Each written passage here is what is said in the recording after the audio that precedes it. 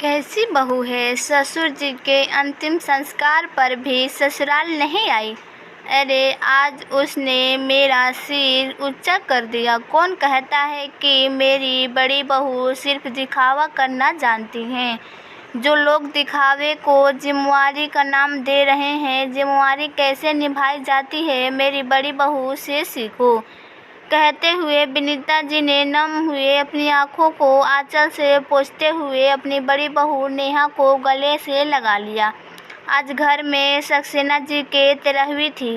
Paralysis का attack आया था उनको। अपने पिताजी की बीमारी के खबर सुनकर उनके बड़े बेटे राहुल ने नेहा को तुरंत ही माता पिता के पास भेज दिया था। बीमार ससुर जी के पास रहकर कम से कम 2 महीना सेवा की नेहा ने। अब समय आ गया था परीक्षाओं का।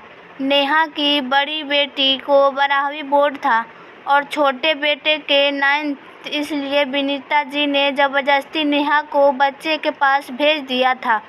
नेहा के जाने के कुछ ही दिनों में सक्सेना जी ईश्वर संसार छोड़कर चले गए।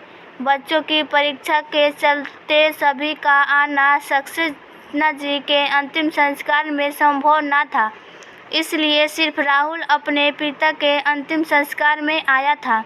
विनीता जी की छोटी बहू रोली ने नेहा को अपने ससुर जी के अंतिम संस्कार पर न आने के कारण सभी रिश्तेदारों के सामने यह कह दिया कि जेठानी जी पिताजी के अंतिम दर्शन करने तो आप आई नहीं, अब क्या दिखावा करने आई हैं। वहां उपस्थित सभी रिश्तेदारों के मन में यही ख्याल आ रहा था कि कैसी बहू है, ससुर जी के अंतिम संस्कार पर भी ससुराल नहीं आई। दिल तो नेहा का भी खून के आंसू रोया था अपने ससुर जी के अंतिम दर्शन न कर पाने की वजह से, लेकिन वो तो जिम्मेवारी के तराजू में अपना तुलना बना रही थी। नेहा किसी को भी नहीं समझा पा रही थी कि बिटिया के बोर्ड के एग्ज़ाम चल रहे थे। आखिरी का एक पेपर बचा था और छोटे बेटे के भी पेपर चल रहे थे। परदेश में किसके सहारे अपने दोनों बच्चों को छोड़कर आती। जिम्मेवारियों का जब समय था तब रोली ने ये कहकर आने से साफ मना कर दिया था कि अभी उसका आना संभव नहीं है, उसकी खुद की तबीयत ठीक नहीं है। वहीं दूसरी ओर नेहा ने अपना फर्ज और जिम्मेवारी बखूबी निभाई। आज सब रोली सबके सामने अपनी जेठानी को गलत साबित कर रही थी, तो विनीता जी चुप ना रह सकी।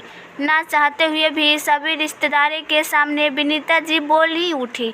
जब हम अकेले कष्ट उठाकर सक्सेना जी की बीमारी से जूझ रहे थे, तब नेहा ने ही आकर सच्चे दिल से उनकी सेवा की थी। तुमने तो आने से साफ साफ मना कर दिया था। बड़ी बहू तो हमें इस हालत में छोड़कर जाना ही नहीं चाहती थी, पर बच्चों को दुहाई देकर मैंने ही उसे ज़बरदस्ती भेज दिया था।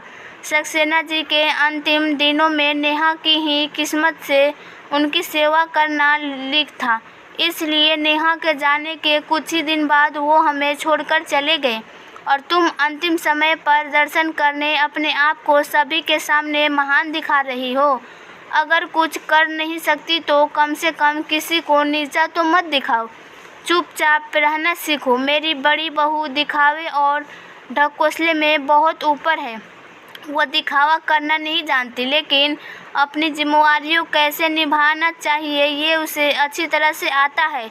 मुझे गर्व है अपनी बड़ी बहू पर, जो घर परिवार में मुसीबत पड़ने पर सभी की मदद के लिए तत्पर रहती है। अब शर्मिंदा से रोली की नज़रें झुक गई थी। सचमुच ये हमारे समाज की बहुत बड़ी विड़वान है कि जहाँ दिखावे को ही लोग जिम्मेवारी उठाना समझ लेते हैं। जब तक सक्सेना जी जीवित थे, उनकी बीमारी की हालत में वहाँ उपस्थित जितने भी रिश्तेदार थे, कोई भी तो उनकी खैर खबर लेने नहीं आया था। सिर्फ एक नेहा ही थी जिसने सच्चे मन से अपने ससुर जी की सेवा की थी। आज नेहा के मन में अपने ससुर जी के अंतिम दर्शन न कर पाने की कोई ग्लानि नहीं थी। उसके जाने का दुख तो उसे बहुत था, पर इससे उस बात का संतोष था कि ज़्यादा नहीं तो थोड़े बहुत ही अंतिम दिनों में उनकी सेवा कर ली। मेरे ख्याल से तो जीते जी अपने बुजुर्गों का सेवा और सम्मान करना ही सच्ची जिम्मेदारी उठाना होता है।